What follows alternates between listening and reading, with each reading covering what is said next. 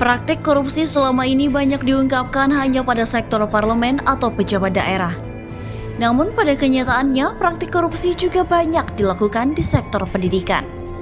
Seperti yang diungkapkan oleh Indonesia Corruption Watch atau ICY, korupsi di sektor pendidikan merugikan negara sebesar 1,6 triliun rupiah.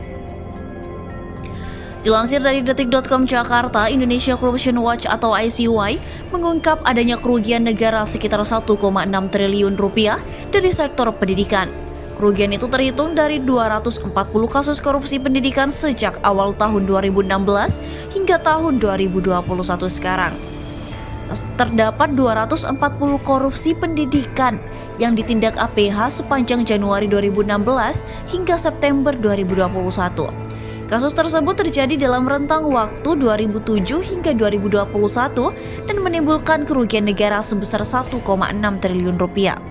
Kata peneliti ICY Dewi Anggraeni dikutip dari situs resminya pada Senin 22 November 2021. Dewi mengatakan kerugian negara diyakini jauh lebih besar sebab terdapat kasus yang hingga kajian ini disusun belum diketahui besaran kerugian negaranya. Selain itu, dia juga menyatakan dari observasi pengadaan barang dan jasa di sektor pendidikan, ICY menemukan terdapat pengadaan yang tak sesuai kebutuhan dan tak dapat dimanfaatkan baik karena mengkrak maupun tidak lengkap. Dilihat dari tahun terjadinya korupsi sektor pendidikan diketahui terus terjadi di tengah pandemi COVID-19. 4 dari 12 kasus korupsi pendidikan yang terjadi pada 2020-2021 terkait dengan penanganan COVID-19. Ujar Dewi. Kasus tersebut yakni korupsi dana bantuan operasional pendidikan atau BOP dari Kementerian Agama atau Kemenak Republik Indonesia di Kabupaten Pekalongan, Kabupaten Takalar, Kabupaten Wajo, dan Kota Pasuruan dengan modus pemotongan bantuan. Dari penelusuran ICY dan jaringannya di Aceh dan Medan, ditemukan bahwa potensi korupsi pada objek yang sama juga banyak terjadi dengan beragam modus. Mulai dari disalurkan pada lembaga penerima yang tak memenuhi persyaratan, penerima fiktif hingga BOP digunakan tidak sesuai peruntukannya. Katanya, Dewi memaparkan bahwa 240 korupsi pendidikan terbanyak berkaitan dengan penggunaan dana BOS, yaitu terdapat 52 kasus atau 21,7% dari total kasus. Dia juga menyebut korupsi dana BOS bahkan masih tetap terjadi meski skema penyaluran dana telah diubah sejak 2020 dari yang sebelumnya ditransfer oleh Kementerian Keuangan ke rekening kas umum daerah atau RKUD menjadi ditransfer langsung ke rekening sekolah. Tercatat, kasus korupsi pendidikan yang ditindak oleh APH pada 2016 hingga September 2021 melibatkan 621 tersangka. Dilihat dari latar belakangnya, tersangka didominasi oleh aparatur sipil negara atau ASN dari dinas pendidikan dan instansi lain di luar ASN di sekolah, yaitu sebanyak 288 atau 46,3%. Secara lebih rinci, ASN yang dimaksud merupakan ASN staf di Dinas Pendidikan 160 tersangka, ASN instansi lain seperti Kementerian, Dinas Sosial, Dinas Syariat Islam, Dinas Komunikasi dan Informasi dan lain-lain 84 tersangka dan Kepala Dinas Pendidikan 44 tersangka. Jelasnya, tersangka terbanyak kedua yakni dari pihak sekolah yaitu 157 tersangka atau 25,3% dari total tersangka. Kepala dan wakil kepala sekolah adalah pihak sekolah yang paling banyak ditetapkan sebagai tersangka, yakni 91 orang. Dan disusul pihak lain seperti guru, kepala tata usaha, dan penanggung jawab teknis kegiatan sebanyak 36 orang, serta staf keuangan atau bendahara sekolah sebanyak 31 orang. Data ini menunjukkan fakta bahwa korupsi pendidikan yang juga marak terjadi di sekolah, tempat peserta didik menuntut ilmu yang seharusnya mengajarkan sekaligus mencontohkan nilai-nilai kejujuran, integritas, dan keadilan. Ujarnya, penyedia pengadaan penempati posisi ketiga terbanyak yang ditetapkan sebagai tersangka korupsi pendidikan. Penyedia yang dimaksud mencakup penyedia atau rekanan terpilih untuk membangun bangunan fisik dan non-fisik maupun penyedia subkontrak.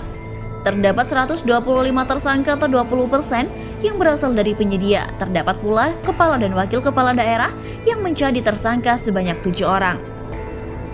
Mereka adalah Bupati Jemberana Ige Dewi Nasa, Bupati Sabu Raijua Marten Diratome, Bupati Banyuasin Yan Anton Ferdian, dan pejabat Bupati Lampung Tauhidi yang ditetapkan sebagai tersangka pada 2016, serta Bupati Hulu Sungai Tengah Harun Nur Rasid yang ditetapkan sebagai tersangka pada 2017. Ujarnya, selaras dengan data yang menunjukkan korupsi pendidikan banyak dilakukan oleh ASN, Dinas Pendidikan, dan pihak sekolah, posisi teratas tempat terjadinya korupsi juga ditempati oleh Dinas Pendidikan yang diperingkatkan pertama dan sekolah di peringkat kedua. Terdapat 124 kasus atau 51,6% kasus korupsi pendidikan yang terjadi di level Dinas Pendidikan dengan kerugian negara mencapai 225,2 miliar rupiah. Korupsi di Dinas Pendidikan umumnya berupa markup anggaran atau 20%, penggelapan anggaran 15%, dan pungutan liar atau pungli atau pemerasan 12,6%. Sedangkan korupsi di sekolah kerap terjadi berkaitan dengan penggunaan dan laporan pertanggungjawaban dana BOS sebesar 49% atau 37 dari 75 kasus. Kasus korupsi di sekolah terbanyak kedua merupakan pungli, mulai dari pungli penerimaan siswa baru, dana UN, operasional musyawarah kerja kepala sekolah atau MKKS, sertifikasi guru, penebusan standar kompetensi kelulusan atau SKL, hingga keperluan kelas. Meski dari sisi jumlah kasus tak sebanyak korupsi di Dinas Pendidikan dan sekolah, korupsi di perguruan tinggi cukup banyak ditindak APH dan menempati posisi ketiga. Namun meski demikian, korupsi di perguruan tinggi jika dilihat dari nominal kerugiannya, negara jauh lebih besar dibanding korupsi di Dinas Pendidikan.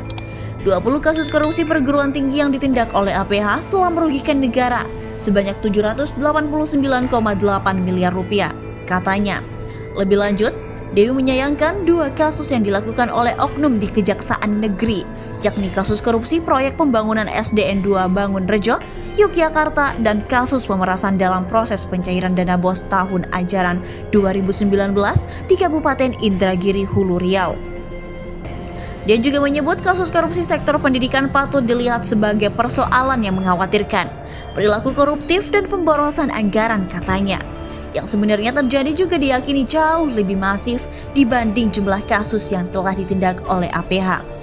Semakin banyak kasus, semakin besar kerugian negara dan semakin suram pula layanan pendidikan serta pengembangan sumber daya manusia. Terlebih, pendidikan merupakan layanan dasar yang berkontribusi besar dalam membentuk karakter dan sikap seseorang, katanya.